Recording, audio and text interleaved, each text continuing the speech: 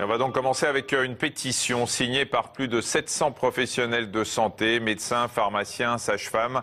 Les signataires réclament une mission parlementaire d'évaluation du Gardasil, ce vaccin recommandé contre le cancer du col de l'utérus. Pour ces praticiens, l'efficacité et le coût du vaccin posent question. Parmi les signataires, on retrouve le docteur Irène Frachon, à l'origine de la révélation du scandale du Mediator.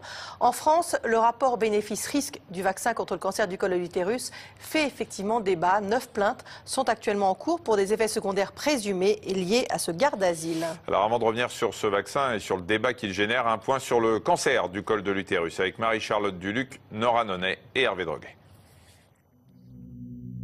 Chaque année, il touche plus de 4000 femmes. En France, 1000 malades décèdent tous les ans du cancer du col de l'utérus. Pourtant, dépister à temps, ce cancer pourrait être quasiment éradiqué. Le cancer du col de l'utérus est l'un des rares déclenchés par un virus, le papillomavirus humain ou HPV. Il se développe entre les parties internes et externes du vagin, une zone fragile de l'appareil génital. Le virus s'infiltre dans les cellules de la muqueuse et les endommage. S'il devient invasif, les cellules malades prolifèrent et peuvent alors développer d'autres cancers. Le virus se transmet principalement lors de rapports sexuels. Sournois, il est impossible à détecter pour les partenaires. Les phases de préparation du cancer du col sont des phases qui passent totalement inaperçues du point de vue personnel. Il n'y a pas de symptômes, il n'y a pas de signes d'infection, rien absolument qui puisse permettre de l'évoquer ou de le suggérer. C'est uniquement à partir du dépistage, notamment la pratique du frottis à faire régulièrement, qui permettra de déterminer s'il y a des altérations cellulaires qui commencent à se développer sur le col utérin. Diagnostiqué à temps, 2 interventions légères sont possibles. La conisation, une opération chirurgicale où l'on retire une partie du col de l'utérus, ou un traitement au laser. Mais quand il est trop tard, la chirurgie lourde est inévitable. C'est une chirurgie particulièrement lourde, mutilante, qui veut dire retirer la totalité de l'utérus, des ovaires.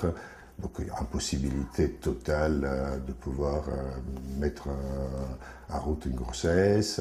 Et même sur le plan personnel, c'est une chirurgie qui laisse des séquelles particulièrement importantes. Le meilleur remède reste encore la prévention. Chez les femmes de plus de 20 ans, un frottis est recommandé tous les 2 à 3 ans chez son généraliste ou le gynécologue. Autre solution, la vaccination, celle-là même qui fait débat dans le corps médical. Voilà, donc pour revenir sur cette polémique, on va avoir par téléphone le docteur Philippe de Chazourne, qui est médecin généraliste, président de MedOcéan, c'est une association d'évaluation de la recherche en santé. Bonjour. Bonjour. Alors vous êtes à l'origine de la pétition, vous demandez la mise en place d'une mission parlementaire pour évaluer l'opportunité du vaccin. Ça veut dire quoi exactement ? De notre niveau, il n'y a rien qui a changé depuis notre argumentaire il y a 6 ans. C'est que c'est un vaccin dont l'efficacité, quand on considère l'ensemble des virus, je dis bien l'ensemble des virus en cause, n'a jamais été prouvée, au moins dans les études de référence qui ont été publiées par la FDA américaine il y a 7-8 ans. C'est très très cher. Je vous rappelle que c'est minimum 400 à 450 € la vaccination, enfin les 3 vaccins, sans savoir s'il ne faut pas faire un rappel 5 ans après. Rien n'est moins sûr puisque les anticorps diminuent. Pour une pathologie dramatiquement présentée dans votre reportage, mais il faut quand même rester un peu les pieds sur terre, c'est une pathologie qui est loin d'être un problème de santé publique. C'est effectivement 800 morts de trop chaque année, mais la plupart du temps, ce sont des personnes quand même qui n'ont pas bénéficié du frottis. Et comme vous l'avez très bien dit, les frottis systématiques, tous les 2 à 3 ans, entre 25 et 65 ans, qui fera disparaître complètement cette pathologie. C'est pas moi qui le dis, c'est l'Institut national du cancer et la Haute Autorité de santé. Et en plus, avec une mise sur le marché dont on pourrait se poser un certain nombre de questions, aussi bien aux États-Unis qu'en 2008 en France. Quel type de questions ? C'est la question que vous posez certainement vous, c'est l'éternelle question des conflits d'intérêts. On ne peut pas imaginer qu'une pathologie qui met 5, 10, 15 ans à survenir soit réglée en un tour de passe-passe en quelques jours, avant même que les autorités sanitaires aient statué sur l'efficacité, la validité, la justification d'un tel vaccin. Vous questionnez, vous ne posez pas du tout de questions sur les risques dont on a aussi beaucoup parlé autour de ce Gardasil, des risques, on ne sait même pas s'ils sont réels en fait. Alors, on ne sait pas s'ils sont réels, mais la moindre des choses de la part d'un État, c'est de faire en sorte de prouver s'ils sont réels ou pas. La famille de Bourguignon, Marie-Océane Bourguignon, essaye en vain d'essayer d'avoir des études, de prouver qu'il y a peut-être un rapport avec l'aluminium. C'est vrai que notre argumentaire ne reprend pas ceci, parce que nous n'avons pas étudié la question.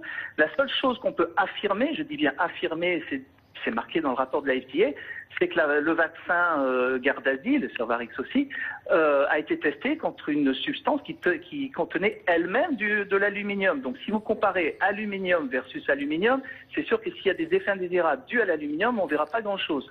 Donc là, il n'y a pas eu d'étude de nocivité par rapport à cette vaccination. On a quand même l'impression qu'un peu comme le vaccin contre l'hépatite B, ça reste malgré tout un problème qui concerne essentiellement la France, qu'ils n'ont pas ce genre de débat dans les autres pays sur ce vaccin. Alors non seulement ils ont des débats, puisque ça a été, il y a un grand débat au Japon il y a 15 jours, et de mercredi vous avez une grande conférence de presse justement qui vont présenter ces études, donc c'est évidemment bien au-delà de la France. Par contre en France, il semblerait que les services de pharmacovigilance réduisent à néant les notifications qui sont de toute façon complètement sous-estimées, on estime à 90%. Donc c'est un problème autrement français, et c'est d'ailleurs européen, puisque la vaccination a une ANM européenne, et on a mis le doigt dans quelque chose évidemment d'énormes marchés, puisque ce que voudraient les promoteurs du vaccin, c'est quand même vacciner toutes les jeunes filles, tous les garçons de la planète entière. Merci beaucoup. Merci d'avoir répondu à nos questions.